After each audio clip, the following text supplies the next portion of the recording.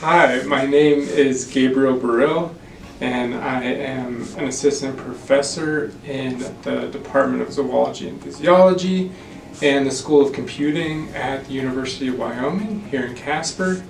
I teach courses related to biology and wildlife science, so courses like population ecology, conservation biology, herpetology, and those courses really focus on, I'd say, experiential learning. So whether that's getting out into the field or doing statistical modeling or computer programming or having students doing their own projects on something that's relevant to the course but something that they're really interested in.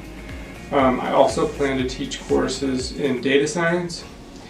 So those courses would have applications of data science to wildlife biology, but they're also great for students who are in other disciplines like GIS or people doing DNA sequencing or bioinformatics, things like that.